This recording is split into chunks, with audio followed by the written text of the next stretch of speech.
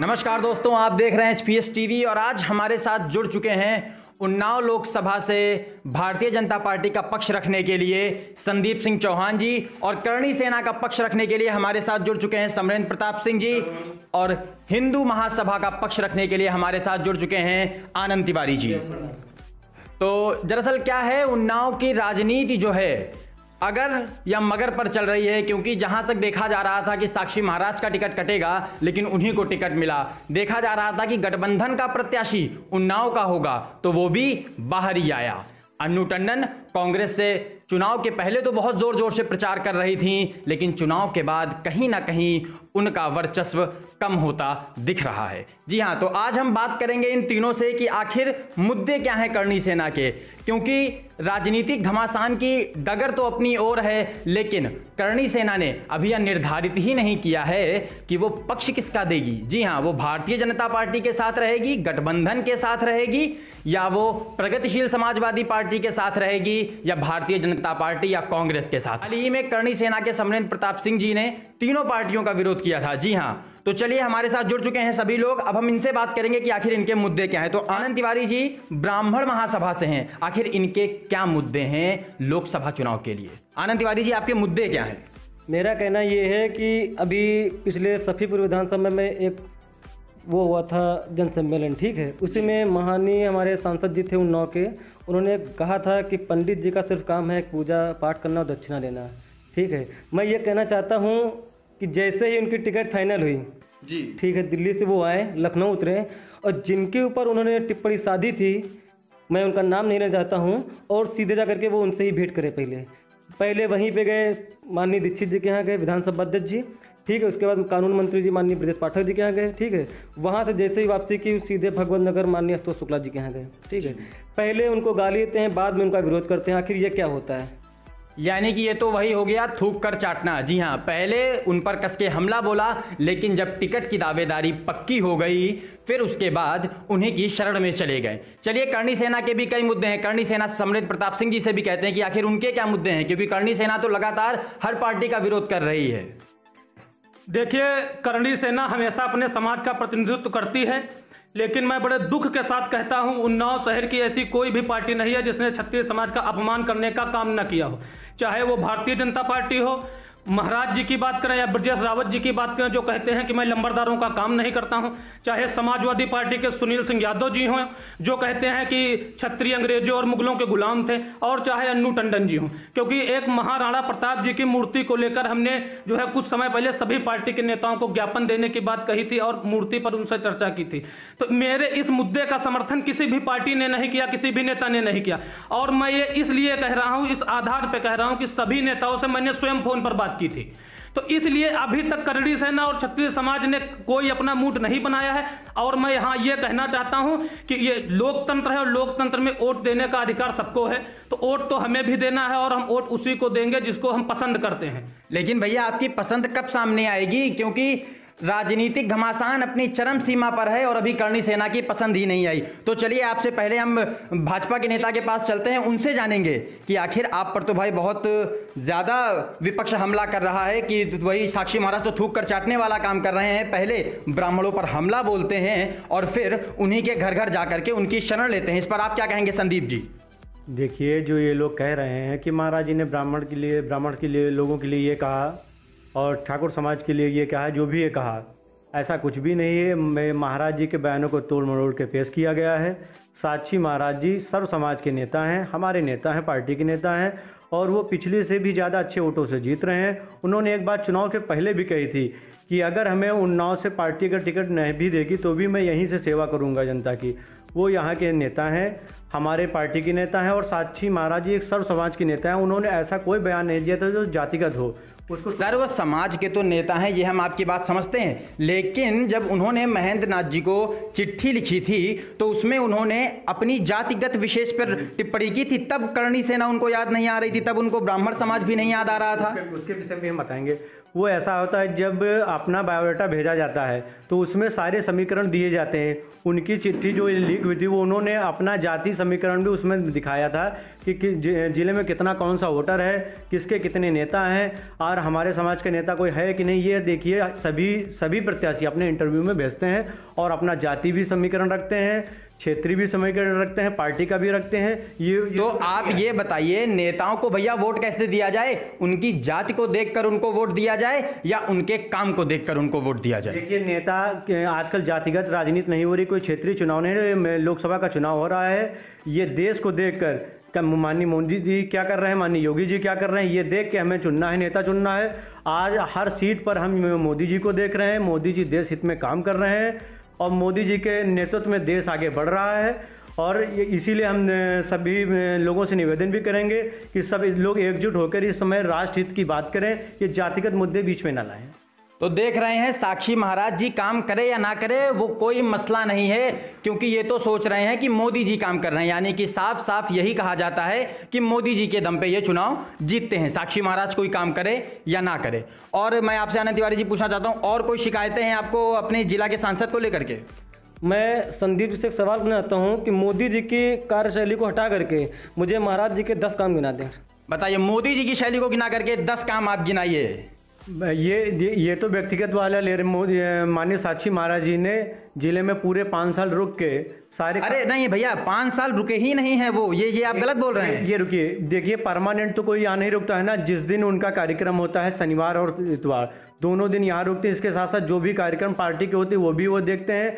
ये तो ये नहीं कह सकते यहीं परमानेंट रहते हैं, लेकिन वो समय देते हैं जिले के लिए। और इसके साथ साथ ये जो जिले में, ये जिले क्या देश से लेके या जिले तक आप जहाँ जानना चाहते हो, ये घर घर शौचालय बने किसने बनवाए?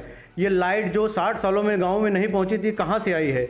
और ये जो ट्रेनें उन्नाव में नहीं रुकती थी, कैसे रुकी है? पानी की व्यवस्था कैसे हुई है? और ये जो दंगे हो जाते थे, ये नहीं हो रहे हैं, ये बीजेपी की सरकार की ही देन है। और ये लाइट ये कोई मुद्दा ही नहीं है। ये जो लाइटें हर गांव हर घर पहुंच गई, जो 60 सालों में नहीं पहुंची थी, ये विकास नहीं है? भैया लीजिए, ये तो बता रहे हैं विकास किया है, लेकिन आपकी अभी भी शिकायतें बरकरार हैं। तो आपकी क्या शिकायतें हैं? ये हमारे माननीय नरेंद्र मोदी जी की देन है कि उन्होंने काम अपना जन जन तक पहुंचाया। आप नरेंद्र मोदी को पीएम बनते हुए देखना चाहते हैं? मैंने अभी किसी को डिसाइड नहीं किया किसी को बनना है किसको नहीं बनना है जी, ठीक है, ये तो जनता तय करेगी, हम नहीं तय कर सकते। लेकिन मैं संदीप जी से क्वेश्चन ये करना चाहता हूँ कि हमको मोदी महाराज जी का काम गिना दें। और सुनिए, वो सुबह 7 से 10 करते हैं अपना जन सम्मेलन, ठीक है। आप ये बताइए, शनिवार को 7 से 10 करते हैं, ठीक है, और उन्नाव लोकसभा कितनी बड़ी है भाई साहब, आप बताइए। नहीं, उन्नाव लोकसभा तो नहीं। करणी सेना कुछ कहना चाहते हैं, हम इनसे पूछ लेते हैं पहले। देखिए, एक किसी सांसद पे आरोप लगाना इस तरीके का हम जो है इससे सहमत नहीं, क्योंकि कोई भी सांसद रहा हो। और अगर बाहरी की बात हो तो इससे पहले भी बाहरी सांसद रहे हैं और उन्होंने ऐसा है किया, उन्नाव के लिए किसी ने कुछ नहीं किया है। तो आप क्या उन्नाव के सांसद को वोट देंगे? मैं कहता हूं जो मेरे समाज के मुद्दों के साथ खड़ा होगा, और अभी तक आज इस समय तक मैं कहता हूं किसी भी पार्टी से मुझे या मेरे समाज को कोई आश्वासन नहीं मिला है, और इसीलिए अभी तक करणी सेना और हमारे समाज ने कुछ तय नहीं किया है हम किसका समर्थन करेंगे। और मैं फिर आज SPS TV के माध्यम से अपने समाज के लोगों से कहना चाहता हूं कि जो हमारे समाज की बात करे, जो हमको सम्मान दे, हमारे महापुरुषों को सम्मान दे, आप उसको समर्थन करना। और ये अब चुनाव है और चुनाव के समय हम हिंदू बना दिए जाएंगे, बहुत अच्छी बात है, लेकिन चुनाव के बाद फिर से हम जर्नल बना दिया जाएंगे और हमको तरह तरह की गालियां दी जाएंगी। और दूसरी बात, ये जो राष्ट्रवाद और धर्मवाद को लेकर हम लोगों पे जो टिप्पणी की जा रही है, मैं उनको बता रहा हूं, राष्ट्रवाद धर्मवाद बहुत अच्छी चीज है, लेकिन ये तब गलत साबित हो जाती है जब ये केवल चुनावी मुद्दों तक रह जाती है। चुनाव के बाद जो है राष्ट्रवाद धर्मवाद की कोई जगह नहीं बचती है। मतलब आप ये कहना चाहते हैं चुनाव तक तो भारतीय जनता पार्टी याद रखती है कि राष्ट्रवाद क्या है, लेकिन चुनाव के बाद भूल जाती है भारतीय जनता पार्टी की राष्ट्रवाद क्या होता है। आखिर ये चुनाव जो होता है, समीकरण जो आते हैं, ये आखिरी में हिंदुत्व पर आकर क्यों टिक जाते हैं? ये आप बताइए मुझे संदीप जी। नहीं, ये जो हिंदुत्व पे आगे रुक जाते हैं, ये लोग तो जैसे प्रमुख इनकी समस्याएं हैं वो हमें बताएं। हमें क्या मतलब, हमारी पार्टी को बताएं, फिर हम उसको समझें कि हाँ ये क्या चाहते हैं, क्षत्रिय महासभा क्या चाहती है, ब्राह्मण महासभा क्या चाहती है, क्या इनको शिकायत है, तब तो हम लोग जाने। दूसरी चीज़, बाहर से दूर से बैठ के शिकायत करना और एक अंदर से बैठ के काम करना बहुत अंतर की बात है। और ये जो कह रहे हैं कि महाराज जी यहाँ रुकते नहीं, वो भी गलत बात, यहाँ काम नहीं करते, ये भी गलत बात। महाराज जी यहाँ रुक के परमानेंट लोगों का काम करते हैं। जो अभी तक यहाँ के उन्नाव के जो भी जनप्रतिनिधि रहे, उनमें से सबसे अच्छा काम इस समय साक्षी महाराज जी ने ही किया है, विकास का काम। और ये लोग जो कहते हैं राष्ट्रवाद, ये बीजेपी, ये बताइए सारा मुस्लिम ही क्यों आतंकवादी होता है? हम ये नहीं कहते सारा मुस्लिम आतंकवादी है, लेकिन जितने आतंकवादी होते हैं वो मुस्लिम ही होते हैं। इसीलिए जितना राष्ट्रवादी है, सारे हिंदू हम ऐसा कहते हैं कि नहीं राष्ट्रवादी नहीं है, वो भी राष्ट्रवादी हैं, लेकिन जो बीजेपी का है वो राष्ट्रवादी क्यों होता है? क्योंकि ये पार्टी है, ये हिंदुत्व के लिए भी है, ये जातिवाद के लिए भी, ये देशवाद राष्ट्रवाद के लिए भी काम करती है, और क्षेत्रवाद की। बीजेपी एक ऐसी पार्टी है जो हिंदुत्व के लिए काम करती है। और या हम ये कहना चाहते हैं, भाजपा की तरफ से बैठे हैं उसकी तरफ कहना चाहते हैं, क्या किसी पार्टी में इतनी दम है जो ये कह दे कि मैं राम मंदिर बनवा सकता हूँ या धारा 370 हटा सकता हूँ? लीजिए आ गए अपने मुद्दे पर। हाँ, भारतीय जनता पार्टी की बात आती है, राम मंदिर ना आए, धारा 370 ना आए, तो राम मंदिर पर आप क्या कहेंगे? अभी तक राम मंदिर आपकी सरकार बनवा भी नहीं पाई है। खैर, क्योंकि देखिए प्रदेश में योगी और देश में मोदी, हो रहा था कि मंदिर बन जाएगा, लेकिन अभी भी मंदिर नहीं बना है। अभी इस पर भी चर्चा करेंगे संदीप जी से, लेकिन पहले करणी सेना की बात ले लेते हैं। देखिए, अगर हिंदुत्व की बात हो रही है तो मैं उन्नाव की भारतीय जनता पार्टी से इसलिए सवाल करूंगा क्योंकि वो सत्ता में है। भारतीय जनता पार्टी, बता दे, वो अगर हिंदुत्व की बात करती है तो हमारे क्षत्रिय समाज के महापुरुष महाराणा प्रताप, क्या उनसे बड़ा बलिदान किसी ने हिंदुत्व के लिए किया? क्या उनसे बड़ा बलिदान किसी ने राष्ट्र के लिए किया? लेकिन जब उनकी मूर्ति, इतने बड़े जिले में एक भी मूर्ति महाराणा प्रताप की नहीं है, लेकिन जब मैं पंकज गुप्ता जी को फोन करता हूं और उनसे ज्ञापन देने के लिए समय मांगता हूं, तो उसके दूसरे दिन जब ज्ञापन देने का समय आता है तो पंकज गुप्ता जी अपना फोन किसी दूसरे को दे देते हैं और बात नहीं करते हैं, ज्ञापन नहीं लेते हैं। और यही बात जब हम साक्षी महाराज जी से करते हैं तो साक्षी महाराज जी हमसे बात नहीं करते हैं। और हम भाजपा पर ही ये आरोप नहीं लगा रहे हैं। मैंने अन्नू टंडन जी को भी स्वयं फोन किया था, तो अन्नू टंडन जी ने मुझसे खुले शब्दों में कहा था कि अगर आपको करना ही है तो कोई अच्छा काम करिए। तो अब अन्नू टंडन जी ये बता दे कि एक ऐसे महापुरुष जिन्होंने घास की रोटियां खाई लेकिन राष्ट्रवाद और धर्मवाद से कभी समझौता नहीं किया, अगर आप उनका सम्मान नहीं करोगे, अगर आप उनके स्वाभिमान की रक्षा नहीं करोगे, तो फिर हमारा समाज बिल्कुल कुछ ना कुछ सोचेगा। हम ऐसी पार्टियों को और ऐसे नेताओं को बिल्कुल वोट नहीं देंगे, और ऐसे झूठे राष्ट्रवाद और झूठे धर्मवाद में हमारा समाज नहीं फंसेगा और सोच समझकर ऐसे लोगों का समर्थन करेगा जो सच्चा राष्ट्रवाद, सच्चा धर्मवाद और सभी जो है समाज को और हमारे क्षत्रिय समाज को सम्मान देने का काम करें। चलिए, मतलब सभी का कहीं ना कहीं घूम फिर के यही कहना है कि हमको सम्मान मिले। ब्राह्मण सभा का कहना है कि उनको सम्मान नहीं मिलता है, इसलिए वो सांसद जी के साथ नहीं है। करणी सेना कहती है उनको सम्मान नहीं मिलता है। तो हम पहले ब्राह्मण सभा से पूछ लेते हैं, आपको सम्मान कब नहीं दिया साक्षी महाराज जी ने? साक्षी महाराज का पहले बयान देखते ही भाई साहब आप तो जान गए होंगे कि इन्होंने सम्मान दिया या नहीं दिया। नहीं, वो बयानबाजी तो उनकी एक अलग ही लेवल की रहती है। हाल ही में जब भारतीय जनता पार्टी से उनका टिकट नहीं बीता तब भी उन्होंने एक बयान दिया था, उनके बयानों की चर्चा नहीं। आप ये बताइए, आप क्या कभी उनके पास गए, आपने उनसे कोई काम कहा और उन्होंने ना किया हो, ये बात आप मुझे बताएं। माननीय हृदय दीक्षित जी विधानसभा अध्यक्ष हैं इस समय, वो भगवान नगर से चुनाव लड़ रहे थे। मैं महाराज जी से इतना कहना चाहता हूँ कि क्या कभी एक दिन उनके पक्ष में नहीं जा सकते थे? लोगों ने मुझसे कहा कि यहाँ के सांसद जी ने 5-5, 6-6 विधायक दिए, ठीक है। जो इंसान खुद मोदी लहर में चुनाव जीता वो 5 विधायक क्या देगा? उन्होंने लड़ाया तो था पूर्व में उत्तम चंद्र लोधी जी को, क्यों हरा गए, क्यों हार गए? मुझे इस चीज़ का जवाब चाहिए संदीप जी से। संदीप जी, उन्होंने जातिवाद से वोट मांगा है, टिकट मांगी है, ठीक है, तो उन्होंने प्रेमचंद लोधी को क्यों नहीं जिता पाए? हमको उत्तम चंद्र लोधी को क्यों नहीं जिता पाए? हमको जवाब चाहिए चीज का। संदीप जी बताइए, अब आप जवाब दीजिए हिंदू महासभा का। बहुत ही बढ़िया सवाल है कि आखिर वो क्यों नहीं जिता पाए, अगर वो खुद कहते हैं कि 5-5 सांसद उन्होंने जिता है। बल्कि जहां तक एचपीएस टीवी का सवाल है, ये तो ये कहता है कि 5-5 विधायक इन्हें ही सांसद बना रखे हैं, बल्कि इन्होंने विधायक नहीं बनाए। आप बताइए पहले। ये देखिए, कोई किसी को बनाता नहीं, सब अपनी मेहनत से काम करते हैं। बीजेपी के लिए काम करते हैं। जो विधायक बनता है वो अपनी मेहनत पे बनता है, सांसद जी बनते हैं अपनी मेहनत से बनते हैं। सांसद जी होते हैं, सांसद का जो चुनाव होता है, लोकसभा का चुनाव होता है, विधानसभा के बाद में पड़ता है, तो उसमें सहयोग जरूर सबका रहता है। ये तो पर्सनल मुद्दे हैं। देखिए, जब टिकट 4 मांगने वाले थे 3 नाराज होते हैं, कोई टिकट मिलती है, ये तो एक अलग बात। ये इन लोगों के जातिगत, ये पर्सनल इनके मुद्दे होंगे। न माननीय दीक्षित जी को कोई नाराजगी है महाराज जी से, और न महाराज जी को दीक्षित जी से कोई नाराजगी है। ये तो राजनीति है। पार्टी में 4 लोग टिकट मांगने वाले, एक को नहीं मिली तो 3 की नाराजगी होती है, लेकिन वो व्यक्तिगत नाराजगी होती है, पार्टी से नाराजगी नहीं होती। और लेकिन भैया सुनिए, करणी सेना टिकट मांग रही थी लोकसभा का, ना हिंदू महासभा या ना ये ब्राह्मण महासभा टिकट मांग रही थी आपसे, तो आखिर इनके अंदर क्यों नाराजगी? और सिर्फ इनके अंदर ही नहीं, हम आपको पहले बता दें कि एचपीएस टीवी के माध्यम से जब हमने सर्वे किया था टिकट मिलने से पहले, तब साक्षी महाराज जी का काफी विरोध हो रहा था। इतना विरोध हो रहा था, लोग यही सोच रहे थे कि उनको टिकट ना दी जाए। और सबसे बड़ा मुद्दा यह था कि इस बार क्या किसी उन्नाव वासी को टिकट मिलेगा? तो हम आपको बता दें, 4 पार्टियां थी।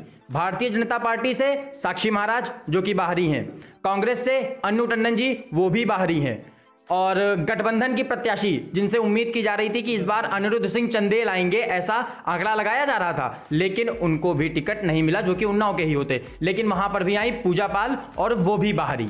सिर्फ और सिर्फ प्रगतिशील समाजवादी पार्टी, जी हां, प्रगतिशील समाजवादी पार्टी ने ही उन्नाव के प्रत्याशी को टिकट दिया है और वो आप जानते होंगे। क्या आप उनको जिताएंगे? अगर आपको पसंद है कि आप चाहते हैं कि उन्नाव का कोई नेता हो, उन्नाव का जो विकास करे, क्या आप प्रगतिशील समाजवादी पार्टी के साथ जाएंगे करणी सेना से? सिर्फ हाँ या ना, प्रगतिशील समाजवादी पार्टी के साथ जाएंगे या नहीं? देखिए, हमने शुरुआत से ही हमारा मुद्दा रहा, जो हमारे महापुरुषों का सम्मान करेगा, जो हमारे क्षत्रिय समाज का सम्मान करेगा। सुनिए, अब ये भी सुन लीजिए, जब आप पहले वोट करेंगे तब कोई सांसद बनेगा, तब आपके मुद्दे हल होंगे। यानी पहला काम आएगा आपका किसी ना किसी पार्टी को वोट देना। तो आपसे सिर्फ इतना सवाल है, क्या आप प्रगतिशील समाजवादी पार्टी का समर्थन करेंगे? देखिए, इन झूठे वादों में हम कई सालों से फंसते आ रहे हैं। ऐसा नहीं है कि हमारा समाज पहली बार वोट करने जा रहा है। हमारा समाज पहले भी वोट करता रहा है और अब भी वोट करता, लेकिन दुख तब होता है हमारे समाज को जब सुनील साजन जैसे नेता, जिनको एक क्षत्रिय समाज के ही नेता ने दान में एमएलसी देने का काम किया, और वो क्षत्रिय समाज को पे इतनी अभद्र टिप्पणी करते हैं, और समाजवादी पार्टी की जो प्रत्याशी आई है वो उनको लेकर ही सारे जिले में घूमने का काम करते हैं। तो क्या हमारा समाज ये नहीं सोचेगा कि जो हमारा अपमान कर रहे हैं, क्या हम ऐसे लोगों का समर्थन? नहीं, आपकी हर बात से सहमत है। आप ये पूरी तरह से बता रहे हैं कि आप हर पार्टी का विरोध कर रहे हैं, लेकिन क्या करणी सेना नोटा दबाएगी? करणी सेना गठबंधन का बटन दबाएगी? करणी सेना कांग्रेस का बटन दबाएगी? बटन किसका दबाएगी? सिर्फ आपसे इतना सवाल पूछा जा रहा है। देखिए, मैं अभी तक जो हुआ वो हुआ। मैं कहता हूं आगे अभी चुनाव में बहुत समय है वोट पड़ने में। अभी भी जो है प्रत्याशी या पार्टी हमको ये सुनिश्चित करेगी कि क्षत्रिय समाज को आगे जो समय आएगा उसमें सम्मान मिलेगा, उनके महापुरुषों को सम्मान मिलेगा, हमारे स्वाभिमान की रक्षा होगी। मैं उस पार्टी को जो है वोट देने का काम करूंगा और हमारा समाज। चलिए, हम संदीप जी से पूछ रहे थे, क्या अगर उनका प्रत्याशी यानी साक्षी महाराज जी आएंगे तो क्या ब्राह्मणों को सम्मान मिलेगा? तो क्या ठाकुरों को सम्मान मिलेगा? करणी सेना को सम्मान मिलेगा? पूछ लेते हैं संदीप जी। संदीप जी बताइए, आप सम्मान देने की क्या गारंटी लेते हैं भारतीय जनता पार्टी की? बिल्कुल, भारतीय जनता पार्टी, माननीय साक्षी महाराज जी, जितना सम्मान इस भारतीय जनता पार्टी में महापुरुषों को मिलता है किसी भी पार्टी में ना मिला है ना मिलेगा। और आने वाले समय में अगर साक्षी महाराज जी जीत रहे हैं और जीतेंगे, अच्छे वोटों से जीतेंगे, मैं उनसे ज़रूर निवेदन करूंगा कि जो इन लोगों की एक मांग है, मैं भी क्षत्रिय होने के नाते एक जरूर कहूंगा कि एक महाराणा प्रताप की मूर्ति में जो भी वो सहयोग हो वो करें। और ये जो जैसे ब्राह्मण महासभा, क्षत्रिय महासभा, इनके कई संगठन माननीय साक्षी महाराज जी के साथ हैं और हमारा बराबर दौड़ा करा रहे हैं। ये इन लोगों की पर्सनल नाराजगी हो सकती है। देखिए, ये बहुत बड़ी बात कह दी है कि क्षत्रिय महासभा और इनके संगठन के भी साक्षी महाराज जी के साथ है। तो पूछ रहे थे करणी सेना से, साक्षी महाराज जी के साथ हैं? देखिए सुनिए, ये अब इस चुनाव में मूर्ति का, महाराणा प्रताप जी की मूर्ति का कोई मुद्दा नहीं, क्योंकि चुनाव के पहले मैंने सभी नेताओं से कहा, किसी ने उस पर कोई सुनवाई नहीं की। अब हाँ, सही बात है, साक्षी महाराज जी से आप मिले? लेकिन वह जो है भाजपा नेता की पिता की 13वीं में मैं वहां पर मौजूद था और साक्षी महाराज जी वहां शामिल होने गए थे, और उसने जो है साक्षी महाराज जी से मेरा मैंने ज्ञापन देने के लिए, मैंने ज्ञापन देकर साक्षी महाराज जी ने सीधे मुंह बात नहीं की, जाकर अपने गाड़ी में बैठ गए। और उनके जो उनके साथ काम करते हैं आदित्य प्रताप सिंह आए और उन्होंने हमसे मिला। तो देखो, हमको सम्मान चाहिए, हम ऐसी मूर्ति नहीं लगवाना चाहते क्योंकि मेरा समाज सक्षम है। और मैं ये कहना चाहता हूं, इस चुनाव में मूर्ति का कोई मुद्दा नहीं है, क्योंकि इस चुनाव होने के बाद क्षत्रिय समाज खुद जो है अपनी मूर्ति लगवाएगा। हम लोग इतना जो है सक्षम है, क्योंकि अब चुनाव है, अब तो हम जिस किसी से भी मूर्ति की बात रखेंगे कोई ना नहीं करेगा। नहीं, हम पूछ रहे थे संदीप जी, हाँ जवाब दीजिए। ये कह रहे हैं, ये 13वीं के समय तो इन्होंने पूछा, वैसे पूछना भी नहीं चाहिए था। ऐसी घटना में अगर मैं माननीय सांसद जी मिले थे। नहीं, सही बात है, ये काफी निंदनीय बात है।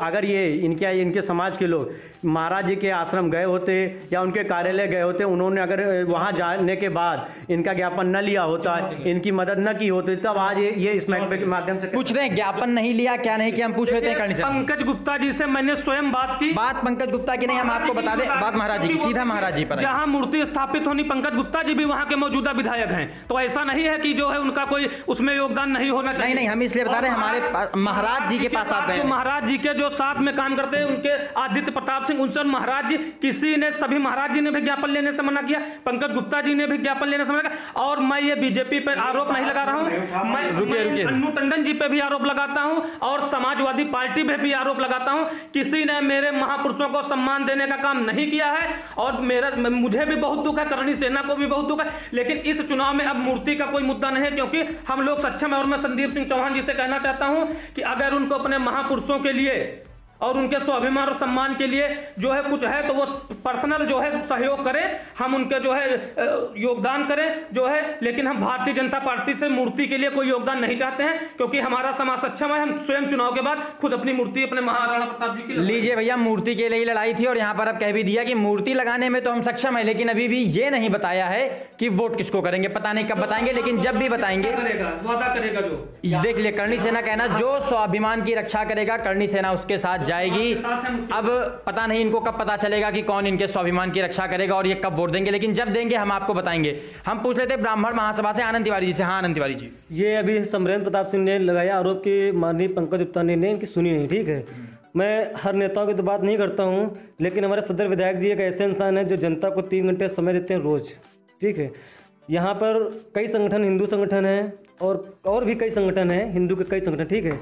कोई भी अगर ज्ञापन लेकर जाता है तत्काल उनके गेट पे, ठीक है, तुरंत उनकी सेवा होती है। और कोई भी पीड़ित व्यक्ति कर जाता है उनकी तुरंत सेवा की जाती है, तुरंत समस्या का समाधान किया जाता है, ठीक है। ब्राह्मण और सुनिए, मैं बुराई भारतीय जनता पार्टी की नहीं करता हूं, मैं समाजवादी पार्टी की बुराई नहीं करता हूं, लेकिन मैं उस पार्टी की बुराई करता हूं जो मेरी ब्राह्मण महासभा को सम्मान नहीं देता है। और इस जगह पे समाजवादी पार्टी ने तो एकदम बिल्कुल ही सम्मान नहीं दिया है। आज ये बताइए कि बिल्कुल समाजवादी पार्टी उठी है तो किसके महत्व से उठी है? ब्राह्मणों की छत्र छाया से उठी है। आज पूरे लोकसभा में कहीं टिकट दी गई है ब्राह्मण महासभा को? लीजिए भैया, ब्राह्मणों का भी कहना है कि अब हमको टिकट नहीं मिल रहा है। इस बात का मैं जवाब देना, देखिए कोई हिंदू संगठन उन्नाव में नहीं है, जो भी संगठन है वो उन्हीं के हैं, वो भारतीय जनता पार्टी के ही है, वो पर्सनल पंकज गुप्ता के हैं। ये कोई आरोप नहीं होता, ये कोई आरोप नहीं होता कि सब संगठन भारतीय जनता पार्टी के हैं। ऐसे तो ये भी कहा जा सकता है कि करणी सेना भी किसी ना किसी तो पार्टी की होगी। यहाँ पर यही कहा कि उन्होंने सभी पार्टी का विरोध किया, इन्होंने भी सभी पार्टी का तो नहीं विरोध किया, लेकिन हाँ इन्होंने साक्षी महाराज का विरोध जरूर किया है। भले इन्होंने अपनी बातों में कहा कि नहीं पंकज गुप्ता सही विधायक हैं, तो चलिए वो एक अलग बात है।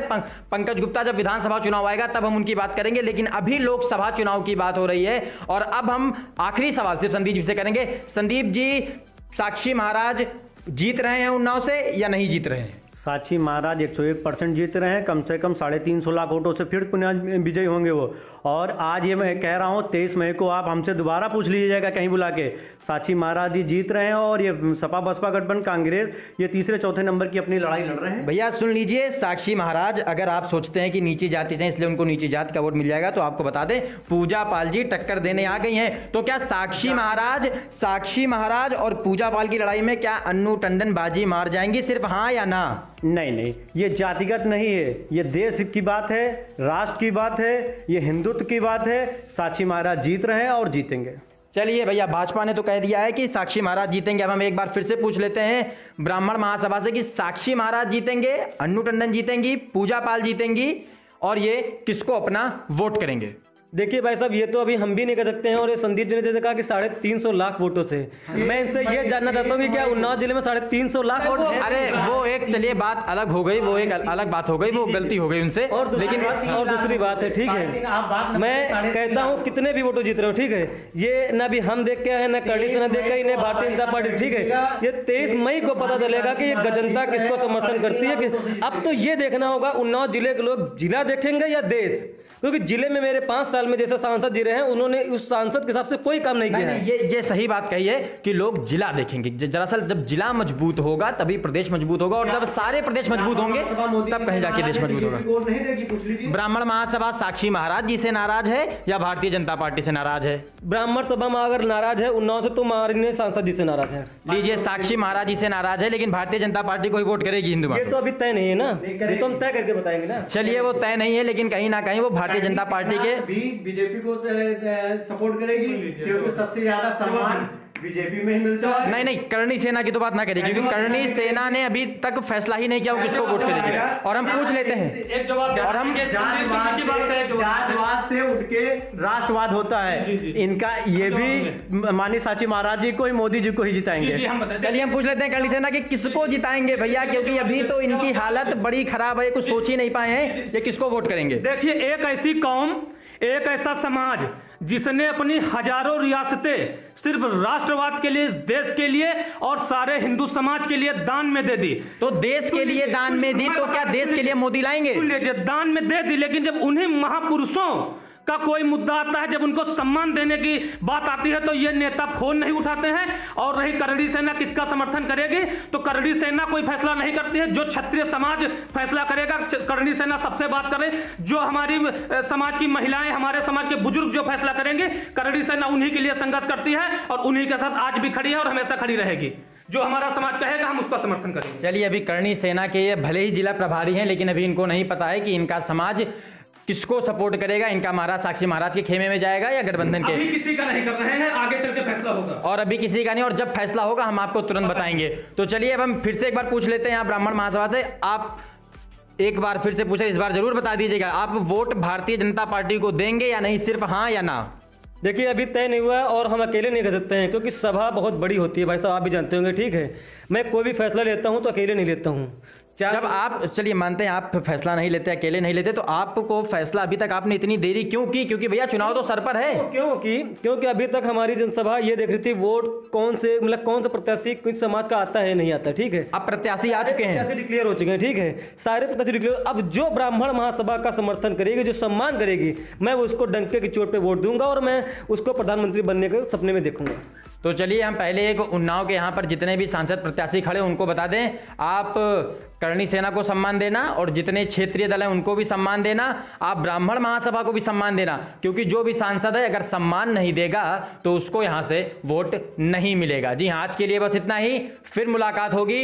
और यहाँ पर हम बता दें, संदीप जी का आपका बहुत बहुत धन्यवाद, भारतीय जनता पार्टी से जिन्होंने पक्ष रखा। भारत माता की चलिए, जय भारत माता की जय। और यहाँ पे करणी सेना से समरेंद्र प्रताप जी ने हमें अपना बहुमूल्य समय दिया, और ब्राह्मण महासभा से आनंद तिवारी जी ने भी हमें अपना भरपूर समय दिया। भारत माता की जय। इसके लिए आप सबका बहुत बहुत धन्यवाद। बने रहिए हमारे चैनल के साथ। धन्यवाद।